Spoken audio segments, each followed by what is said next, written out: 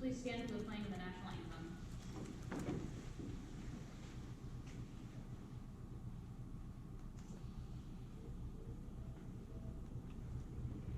Oh, say, can you see by the dawn's early light what so proudly we hailed at the twilight's last gleaming, whose broad stripes and bright stars through the perilous fight o'er the ramparts we watched were so gallantly streaming, and the rockets in gleam, the bombs bursting in air, gave proof through the night that our flag was still there.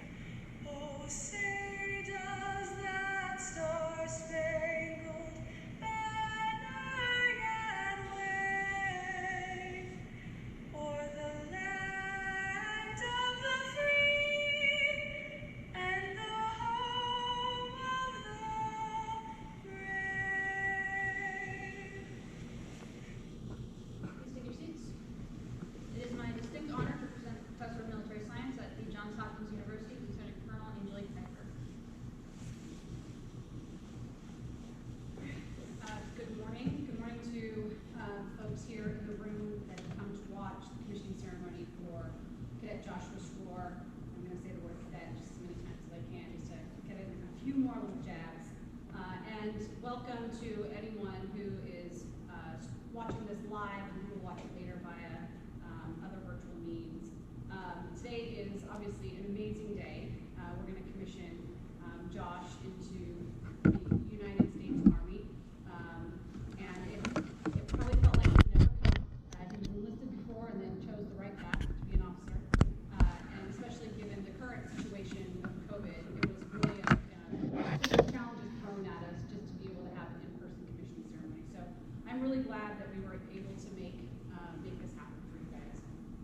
So Cadet Srour was my first cadet battalion commander in the fall semester. And he kept looking at me with wild eyes every time and be like, what have you done? Why did you pick me? So, anytime that we pick a cadet for a leadership position, there's multiple decisions that go with it. All those decisions are not taken lightly. We look at what are the needs of the battalion at the time and what is the needs for the cadet. And Josh tends to be a spirited individual, but kind of sits in the back and watches, and he's very comfortable observing.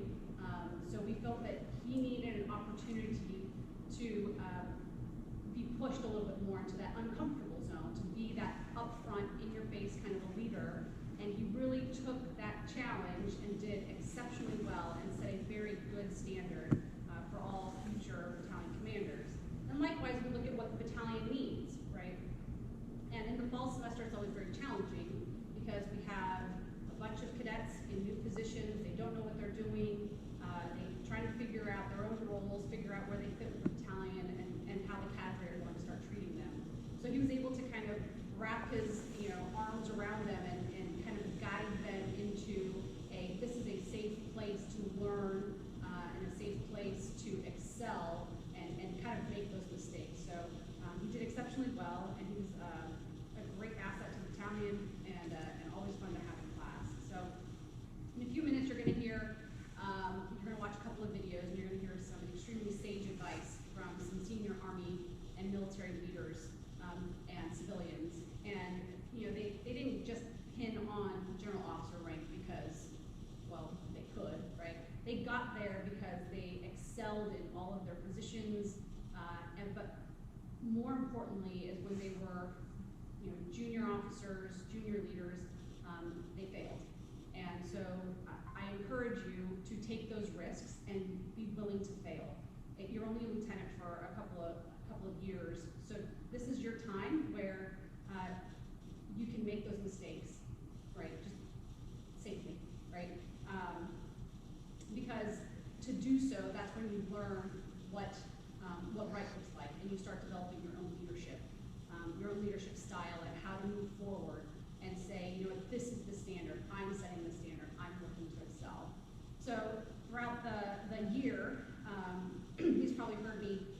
the nagging side, along with all his peers, talk about two big things. One is, who else needs to know and what else, right? Who else needs to know this information? Who else can I share? Who else can I bring into the fold, right? And then what else? What else do I need to know? What else do I need to clarify? What else do I need to do? But more importantly, it's control the things you can control, right? Uniforms is a great example that we're working with right now. Your physical fitness is another big one, right? You can control those things. You can't control the environment that you go into, but you can control how prepared you are, right? You can control how you build teams and how you make that, how you practice together so that you become a team when the time comes. And by being able to prepare, by preparing, you're not going to fail quite as hard, because by not preparing, you are preparing to fail. So, and with that, I'm going to read you a quick note from Dean Beverly Wendland. Dean Beverly Wendland is the Dean for the Krieger School of Arts and Sciences at Johns Hopkins University, and she is the Dean that oversees the ROTC program, and she is a huge supporter and an advocate of everything that we do on campus. And every year she attends our commissioning ceremonies, but obviously she was not able to do so today. However, she did want to extend her well wishes, and I will read you her well wishes right now. It says, hello, on behalf of the Krieger School of Arts and Sciences and the entire Johns Hopkins University, I would like to congratulate members of the ROTC Blue Jay Battalion. You are truly amazing, and I am proud of each and every one of you. I also want to acknowledge Brigadier General Antonio Manera and Lieutenant Colonel Angelique Piper. I know they have been instrumental in seeing that our cadets are well-trained and more resilient than ever in leading our nation's soldiers. Thank you. Every year, in what has become one of my favorite events, I host a special commissioning dinner with the graduating cadets to recognize their achievements and to honor their commitment and upcoming sacrifices for our nation.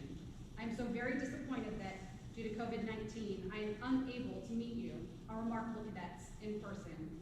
Your hard work and dedication is so inspiring. Please know that you are in my thoughts and that I am with you in spirit. And while all of our cadets are outstanding in their own right, I want to take a moment to congratulate this year's MS4 Dean Sabre recipient, Cadet Nicholas Simmons.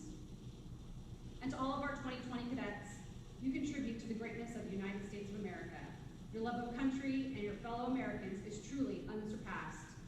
You are willing to sacrifice everything to protect the foundational values and principles of our nation.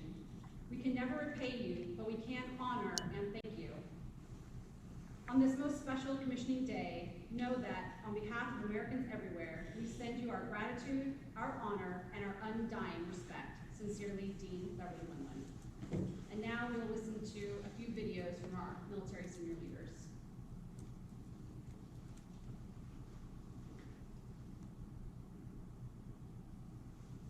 Congratulations on your upcoming graduation and commissioning. This is a huge milestone in your lives, and also the beginning of you joining our ranks. Welcome. We need each of you ready to lead the world's finest and most lethal force. I regret that I'm not able to give you this message in person, and that this year commencement and commissioning will be different. But celebrating your achievement differently shouldn't diminish what you have accomplished here, nor tarnish the pride you should feel. What I would offer you is a single touch point you can always return to, no matter where you may find yourself in life. Tough times don't last, but tough people do. With that said, the circumstances that you find yourself in now won't last forever. To build this resilience, train. Train hard, and train often. Train your body to operate under duress, your mind to remain calm in chaos, and your heart to endure hardship. In a short time, you will have the privilege of leading our nation's men and women, and they will look to you as a steady hand at the helm. Serve them well. I am incredibly proud of you. Congratulations on graduation and commissioning, and I will see you out in the field. Congratulations, and thank you for making the decision to join the best team in the world and be part of something bigger than yourself. I want to thank your parents for raising such fine young men and women who have answered the nation's call to service. If you don't remember anything else I said today, I want you to remember two things. People first and winning matters. People first is a philosophy. I believe you take care of your people, your soldiers, your families, and your civilians, and you create a command climate where everyone takes care of each other and treats everyone with dignity and respect, you will have a great cohesive team which will win on any battlefield. And winning matters in the Army is an attitude. When we send the Army somewhere, we don't go to try hard, we don't go to participate, we go to win. That's what the American people expect, and that's what you will do. And that's why winning matters. We are very proud of you. Stay healthy, stay safe, people first, winning matters, and we remain Army strong. My name is Funk, and I'm an American soldier, commissioned as an armor officer through Montana State University ROTC in 1982. Go Bobcats! I'm honored to be the 17th Commanding General of the United States Army's Training and Doctrine Command, and the pursuit of victory starts here. What a great day to be a soldier. These young men and women in the audience today are the latest products of a century-old tradition of service to the nation. Let me join the chorus of voices offering congratulations to you and your loved ones. Addressing such a talented group of future leaders is true privilege. Thank you for taking your place in the long and distinguished line of graduates that have answered the call to serve. Welcome to the profession of arms, the most exclusive fraternity or sorority in the world. I always ask two questions of the soldiers and civilians that I meet. Why did you join, and why do you continue to serve? The U.S. Army is the greatest team ever assembled. Teamwork is why I joined the Army. This is America's Army. We all learn and grow together, and we are soldiers for life. I continue to serve because of the people. The Army is a people business, and the Army is not just about people, it is people. One of the fundamentals I have learned in over 40 years of service is this: high standards, positive outlook, and excellence are contagious. Whatever comes your way, remain calm in the storm and never waver. You're a leader now. Your soldiers are watching. It is your leadership that will help us accomplish our mission in the face of COVID-19 or any future adversary. I have no doubt that you will lead our nation through the challenges of the 21st century. You should feel privileged to wear the cloth of our great nation, the jersey of America's fighting team. Leave that jersey in a better place every day. Good luck to you all in your future endeavors. Godspeed, and may God bless these young leaders and our great nation. As I said when I started, my name is Funk, and I'm an American soldier. Thank you. Have a great day. Hello, and let me be among the first to congratulate you on this incredible day. I'm certain that this day is much different than the way you envisioned it, and I apologize that you can't be in a large audience among your friends and additional family members, but it makes it no less important. And I want to make sure that you understand that what you have undertaken, what you have achieved, is going to be important for our nation. You are going to swear an oath to the Constitution and the people that stand behind that to do your duty, to protect our nation against all enemies, foreign and domestic. And right now, we face an unseen enemy. That's why we are conducting your commissioning ceremony in this way. But I know that you're up to the task. I know that you will take the training we've given you and that you will perform your duties thoughtfully and faithfully. I have faith and confidence in you, as do all of our senior Army leaders. And on this day, I want to congratulate you for doing what only 1 out of every 1,000 people in our country ever does: standing up and taking the oath of office to become an officer in the United States military. Congratulations, United States Army, Second Lieutenant.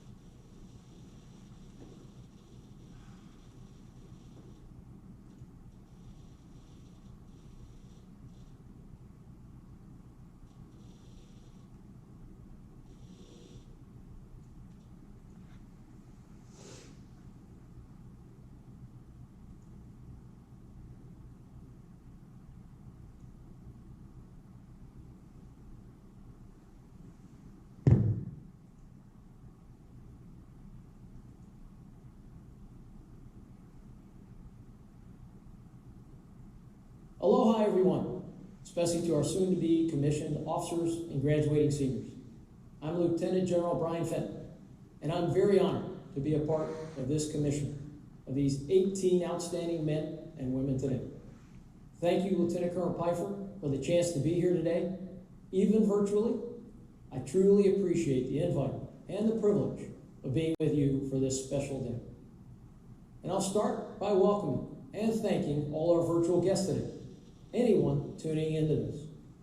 First, to the soon-to-be commissioned lieutenants, congratulations on a great day and all you've accomplished in your 4 years, and what I know will be a superb career ahead of you. Next to the faculty, the team here at Johns Hopkins that watches over this program, specifically Dean Beverly Wemmer. Thank you for all you and your team do for this battalion and the cadre cadet team. To the battalion that brought you seniors here to this point, thank you, Lieutenant Colonel Pfeiffer, Master Sergeant Jason Stevens, and the 7-person team that you're part of for all you've done to guide and shepherd these seniors, cadets, and soon-to-be second lieutenants over the past 4 years. And very importantly, welcome to the family members of our soon-to-be commissioned second lieutenants. Thank you for tuning in, and congratulations on a great day, and the many ROTC and scholastic achievements you and your cadets have accomplished. You did it together. We know it's a team sport to make it thus far. Thanks as well in advance for giving us your family members to be part of our military. You entrust us with your sons and daughters, your brothers and sisters, your nieces and nephews to serve their country and be part of something much bigger than themselves via protecting our nation, the Constitution, and our citizens. And we recognize that having your family members in our ranks is a tremendous responsibility, and I can assure you that this is not something that we take lightly. So thank you very much for lending them to us. And I don't want to forget to thank the folks who helped put this commissioning ceremony together. Thank you to everyone that made it possible, especially during this time of COVID. I know these type of events don't just happen. It's people behind and in front of the scenes with a lot of hard-working coordination that make it so. So thank you for all you did to make this special day possible. I'll now focus my remarks on the soon-to-be commissioned lieutenants. And in all my experiences with these type of events, the audience, especially these new soon-to-be lieutenants, rarely remember the guest speaker. I know I sure didn't when I was in your shoes over 33 years ago. So I'll do my best to follow the 3 B's. Be brilliant, be brief, and be gone. And I'll strive really hard on the brief and the gone parts. In that vein, there are only 3 things I want to offer the new lieutenants today. First, what your commissioning means. Second, give you a few tips for your new profession. And third, pass along a lesson that I picked up this day almost 33 years ago. So first, what does your commissioning mean? It means a couple things. When you raise your hand and take that oath, you immediately become part of something much bigger than yourself. You'll be in a position where the United States Army is going to entrust you with tremendous responsibility. Supporting and defending the Constitution of the United States, being responsible for millions of dollars of equipment, ensuring our men and women are trained correctly, and most importantly, watching over and leading our nation's greatest treasure, young men and women just like yourselves. You will be charged with the care, training, and well-being of those young people, numerous soldiers, non-commissioned officers, civilians, and ensuring they are ready to fight and win against our nation's adversaries, to include COVID, as we've just experienced. It's a tremendous responsibility, and one that will challenge and test you throughout your career, whether you serve for 4 years or 40. But make no mistake, you're ready. Your training thus far here at Johns Hopkins and what you gained from your family upbringing has you well prepared for this task. So you are prepared. You are ready. And trust me when I say this, as someone who began this journey 33 years ago this month, you will do great. And to add something to that preparation, I want to cover my second point, sharing with you some tips for new lieutenants that came from a mentor of mine, General Tony Thomas, the former commander of U.S. Special Operations Command, and a longtime Special Operations professional and Army Ranger. Tip 1, ask. At your first meeting with your platoon or detachment sergeant or NCOIC, ask him or her what they expect of you. If they're good, and most of them are, and they're very good, they'll say something like, be our leader, make tough decisions. Don't try to be our friend or our buddy. We may eventually like you, but that's not the objective. And ensure we are prepared for our tasks. That's your job. And while they may never say it, you can bet that if you do this, they will strive to never, ever let you down. And while you may not be their friend or buddy, you will still be their lieutenant. And by doing this, you can absolutely be sure you will be their lieutenant. Tip number 2, take care. Care for your people. Care for your troops. Care for your platoon, whoever you lead. Your troops are our most precious resource. They are our decisive, competitive, and comparative advantages. And they are more important than any piece of hardware or equipment. They are our business. Advocate for them, help their families, and help each and every one of them reach their full potential. Because like you, they all came into this Army with hopes, dreams, and aspirations.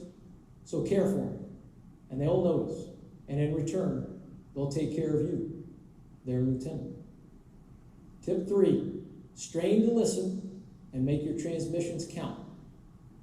Remember, you have 2 ears and 1 mouth for a reason. Listen more than you talk. You'll learn more this way. Refer back to tip number 1.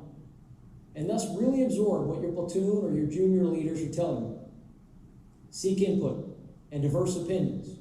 And when you do finally talk, show them that you've taken their input and factored it in. And in doing so, as well as being precise and clear with what you say, what you direct, or what you want, you will be their lieutenant. Last tip, number 4, be accountable and hold folks accountable. Take blame and responsibility, but pass the credit. Your troops will know the difference. It's key to selfless service.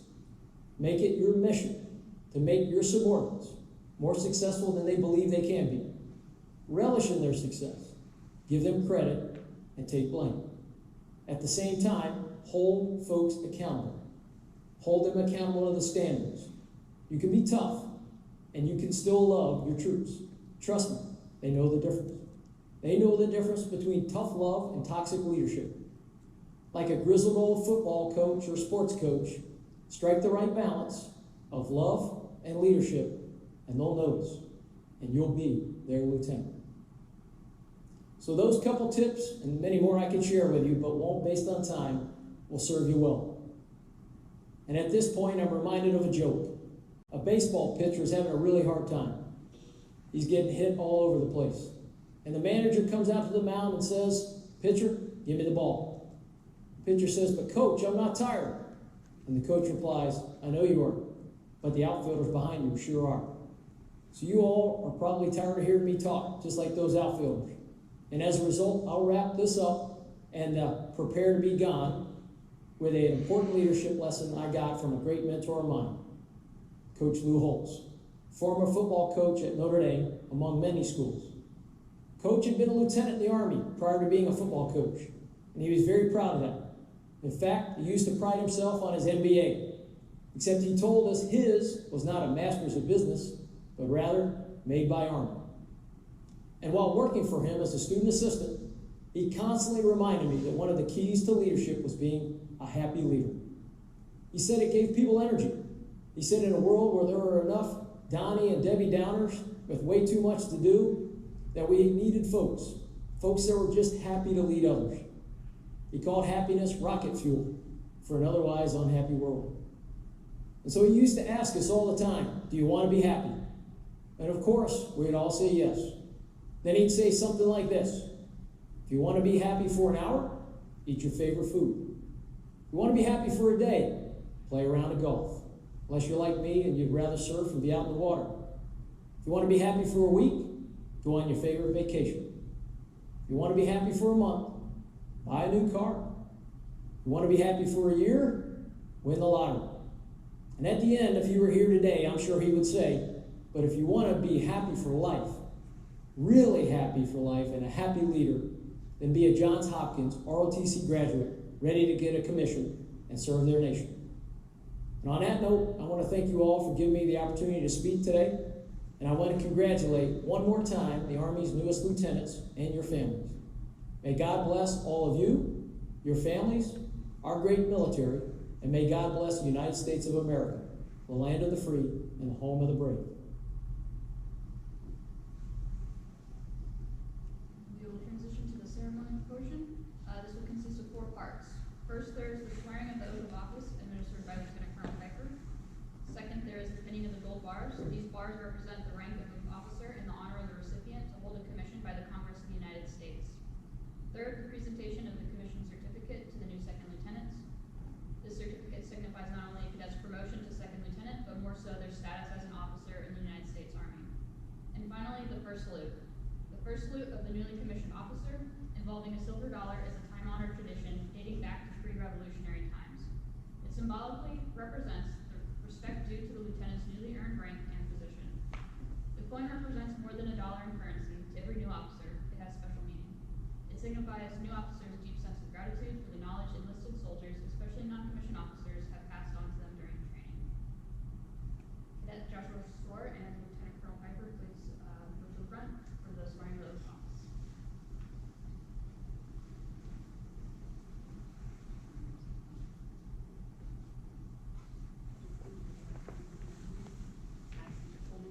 I, Joshua Srour, have been appointed an officer in the Army of the United States, in grade of second lieutenant, do solemnly swear that I'll support and defend the Constitution of the United States, and will bear true faith and allegiance to the same, that I take this obligation freely, without any mental reservation, for purpose of evasion, That I will well and faithfully discharge the duties of the office of the office which I'm about to enter. for which I'm about to enter. So help me God. Amen.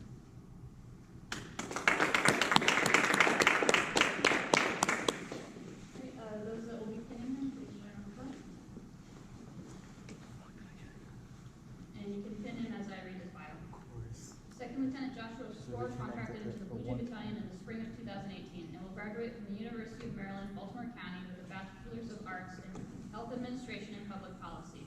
He served as a battalion commander, UMBC commanding officer, and simultaneous membership program acting platoon leader for 3rd Platoon with the 443rd Military Police Company in Owings Mills, Maryland. Lieutenant Srour will be commissioned as a medical service officer and will head to Fort Sam Houston, Texas to attend his basic officer leader course.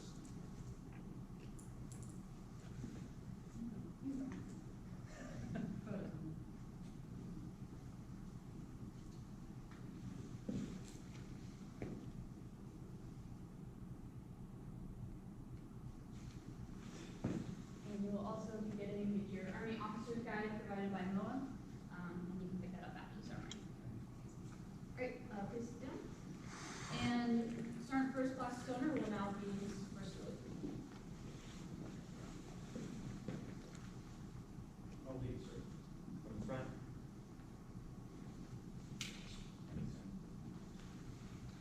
Srour, the floor is yours. All right. So, as the cadre and most of my peers and other ROTC cadets know, I like to ramble on quite a bit, so I'll try to keep this short. First off, I want to say a special thanks to all my family and loved ones. I know you couldn't be here due to the crisis that we're currently under, but thank you for being such a strong rock and foundation for me throughout my whole life. You've given me the ability to become who I am today. Thank you for all your love, support, and faith in and for me. Secondly, I want to thank all my peers. I've learned quite a lot from all of you. I hope you've learned some things from me as well. I hope to meet some of you on active duty in the future. To my friends, whether you're civilian, our military, thank you for everything. I feel like I've learned a lot from all of you. I've had a lot of good times, a lot of good laughs. I'll miss a lot of you when I go to my first duty assignment. Just thanks for everything, all the good experiences. I feel like a lot of those are vital into who I am today. I also want to thank a special thanks to the Blue Jay Battalion. A very special thanks to Lieutenant Colonel Piper. I'm going to admit, when I first met you, ma'am, it's kind of like a wrecking ball. I was very nervous and scared, but over the past year and a half, you've shown me exactly what it is to be such a great leader, inspiring, and such a great mentor. You've imparted so much wisdom to not just myself, but the whole battalion. Special thanks to you for that. To the rest of the cadre of the Blue Jay Battalion, NCOs, Mr. Williams, all the officers and NCOs, you've taught us so much. You've helped not just me, but the whole battalion progress. We've learned so many things, and I don't think the Blue Jay Battalion would be as successful or as highly ranked as it is today without all of you. So thank you all. Lastly, I want a special shout out to the 443rd, my old reserve unit. It's been a wild ride over the past 5 years. I remember showing up there and 4 months later mobilizing for over a year, so we had a lot of lifelong friends. Thank you for everything. To First Sergeant Mays, Staff Sergeant Cates, thank you for letting me sit in all the leadership meetings, one-on-one talks, just all the mentoring. I've learned a whole lot from you. You'll definitely get a call from me in the future at my first assignment when I'm probably panicking about some decision I need to make. But last weekend was my last drill, so I wish you all the best in your future endeavors and missions. To the Blue Jay Battalion, thank you. I appreciate everything. And that, it's been an honor and a privilege. I look forward to serving as a second lieutenant in the United States Army. Thank you.